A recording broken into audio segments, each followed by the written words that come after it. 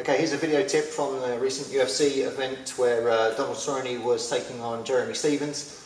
Lots of very successful leg kicks, as there often are from the Cowboy coming in at this level.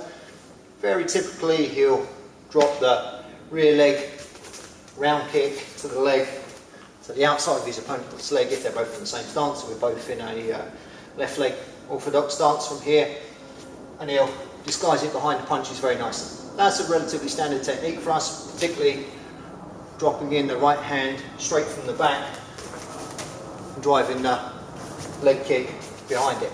So from here we're moving around, getting a nice combination going, 1, 2, and then straight with the leg kick while this person's not expecting it. The extra tip we're actually looking at in this video is the step across to the open side that he'll often do, and actually faking with the right hand from the back. So first of all, the open step piece that you'll see him achieving from here. Normally when we're going for the outside leg kick, I'm in a perfectly good place to throw it right from the front of the person, or even if I offset slightly to the close side. So if I offset to the close side from here, I can throw great kicks to the outside of the leg. If I'm straight in the front, I can throw great kicks to the outside of the leg.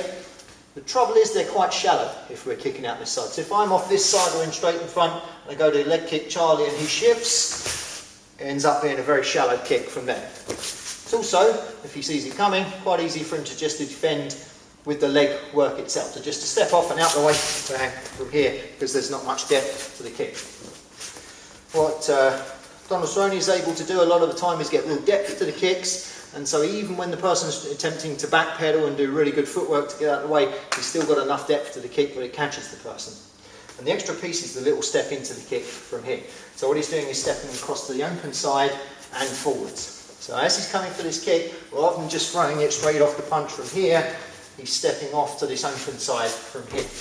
Bang for the punch and then kicking real deep in this point. Now if at this place this person steps back, you've still got enough depth on it, but it should cover. So from here, as I come in, throw the punch, and he steps away, I've still got a really good chance of hitting that leg kick.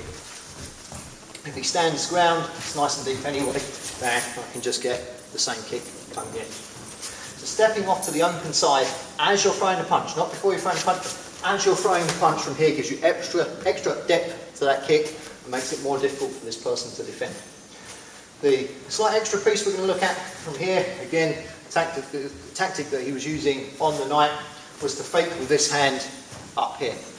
By the time Jeremy Stephens is really worried about the strikes coming in, it's kind of easy for him to start doing a little bit of hand play and start to get him worried about attacks coming upstairs. Once he can get him worried about the attacks coming upstairs, and he does this same step, this person's reading a punch and he knows actually he's going to do a real big kick and take his legs out. So from here, coming in like this, stepping in towards him, getting this person to react, and then leg kicking deep from here. So not just stepping in, but also offsetting to the side for the extra depth, and effectively baiting the person with that big right hand as well. So from here, coming in, stepping in, and back, hitting that leg kick instead of the punch. So a couple of the different tactics that the Cowboy's using just to get nice deep leg kicks and make it very difficult for this person to defend with regular footwork.